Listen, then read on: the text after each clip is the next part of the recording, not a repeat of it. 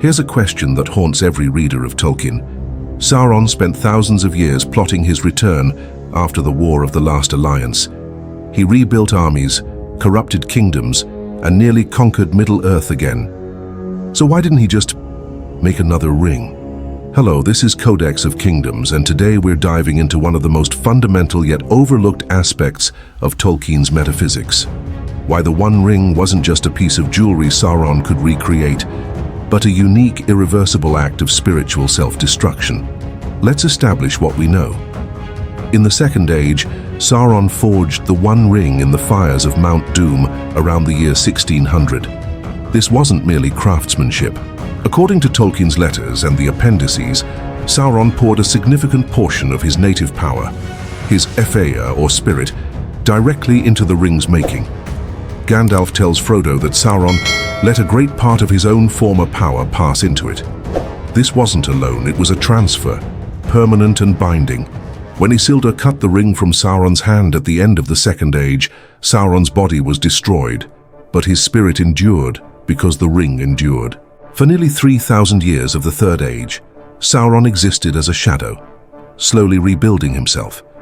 He reclaimed Dol Guldur, manifested as the Necromancer, and eventually returned to Barad-dûr in physical form. But he never attempted to forge another ring. Why? The answer lies in the nature of the Maya, the limits of creation in Tolkien's universe, and what happens when an immortal spirit binds itself to matter. Sauron was a Maya, one of the Ainur who entered the world at its creation.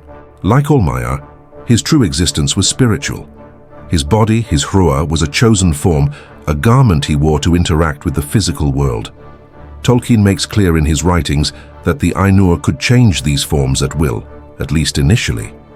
Sauron had appeared as a fair counselor, a werewolf, a vampire, and a dark lord. Each transformation was voluntary. But there's a catch. Every time a Maya invested power into the physical world, they lost some of their flexibility.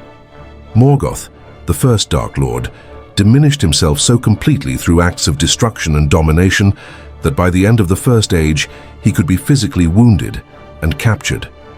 He had poured so much of his essence into corrupting Arda itself that he became trapped in a single weakened form. Sauron followed the same path, but with a twist. He didn't scatter his power across the world. He concentrated it. He bound it into a single object, the One Ring. This was brilliant strategy and catastrophic metaphysics. The ring gave him unprecedented control over the other rings of power and their bearers, but it also meant that a critical mass of his original Mayarin power, his ability to shape, to will, to create, was no longer his to command freely. It was locked away. Let's look at Sauron himself. Before the ring, he was Mairon, a servant of Aule the Smith, one of the Valar. He was drawn to order, to perfection, to the imposition of design upon chaos. When he fell under Morgoth's influence, that instinct curdled into tyranny. But his power remained vast. He could still assume fair forms. He could still persuade, manipulate, and create. After forging the ring, everything changed. Tolkien writes in his letters that Sauron became permanently incarnate. His spirit was so bound to the ring that he could no longer exist without it in any meaningful sense. When the ring was destroyed, so was he, not just his body, but his capacity to manifest again. His spirit would linger, Tolkien suggests, but powerless, a shadow incapable of action. Now consider what this means for making another ring. The One Ring wasn't forged with tools and heat alone. It required the expenditure of Sauron's own life force, his native creative power. That power came from the flame imperishable, the secret fire that Ilúvatar alone possessed, the divine spark that gave the Ainur their being. Sauron had been granted a finite portion of this fire at his creation. He spent a massive share of it on the ring. Could he have forged another? Only if he still possessed enough of that original power. But he didn't. The ring held it. Worse, the act of forging had permanently altered him. He was no longer the being he had been. His fear was divided. Imagine trying to write a novel after you've already written the ending in another book and burned the outline. You can't start fresh. The story is already half told, and the words are locked away where you can't reach them. There's another factor, diminishment through defeat. Every time Sauron's body was destroyed, he lost more of his power. Tolkien is explicit about this. After the fall of Númenor, when Sauron's fair form was destroyed, he could never again assume a pleasing shape. After Isildur cut the ring from his hand, he was reduced further. He spent centuries as a formless shadow before he could even hold a physical shape again. Each resurrection cost him. By the time of the War of the Ring, Sauron was a fraction of what he had been in the Second Age. The idea that this diminished, divided spirit could somehow replicate the most complex act of metaphysical crafting in Middle-earth's history, an act that required his full, undiluted Maiarin essence, is simply impossible. Let's look at the texts. In The Fellowship of the Ring, Gandalf explains that the ring was made by Sauron alone, in the fires of Mount Doom, where alone now they can be destroyed. This exclusivity is crucial. Mount Doom wasn't just hot. It was the place where Sauron's will had been most fully impressed upon the world. The chamber where the ring was forged was an extension of Sauron himself. Recreating those conditions would require recreating that moment of absolute power, which he no longer possessed. In Tolkien's letters, particularly Letter 131, he describes how the ring contained the most part of Sauron's inherent power. Not a copy, not a fragment, the most part. The bulk of his creative and willful essence. Without it, Sauron could still command armies, still exert influence, still dominate through fear. But he couldn't create. He couldn't forge. There's also the matter of the rings of power themselves. Sauron taught the elven smiths of Eregion the art of ring-making, but he only forged one ring alone, the One. The others were made by Celebrimbor and his craftsmen, though under Sauron's instruction and with his treachery woven into their making. Even then, those rings required immense skill and power. The One required more. It required everything. And here's the final damning piece of evidence. Sauron never tried.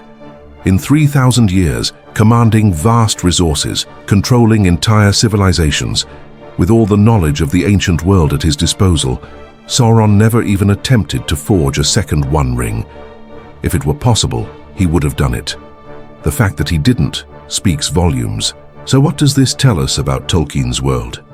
It tells us that power has a price, not in the abstract moral sense we're used to in fantasy, but in a concrete, metaphysical sense. When you bind your soul to an object, you don't just create a vulnerability, you create a limit. You trade infinite potential for finite control. Sauron's tragedy, and yes, there is tragedy in it, is that he chose this. He believed that by investing his power into the ring, he would become invincible. And in a sense, he was right. As long as the ring existed, he could not be permanently destroyed, but the ring also became his prison. He couldn't grow beyond it, he couldn't escape it, he certainly couldn't recreate it. This is the deep irony of the One Ring. It was meant to be the ultimate tool of domination, the key to controlling all the free peoples of Middle-earth. But it was also Sauron's greatest weakness. By making himself dependent on it, he ensured that his fate was tied to a physical object, something that could be lost, stolen, or destroyed.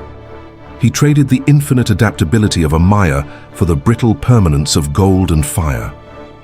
There's a lesson here that extends beyond Middle-earth. Tolkien was a Catholic, and his theology runs deep through his mythology.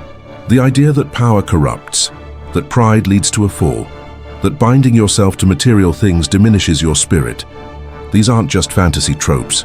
They're ancient truths, dressed in the language of elves and rings and dark lords. Sauron couldn't forge another ring because the fire that created him had already burned through him, leaving only ash and memory. He had spent himself.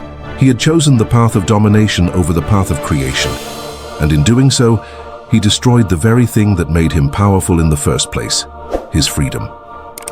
If you enjoyed this analysis, check out my playlist on the left for more deep dives into Tolkien's legendarium.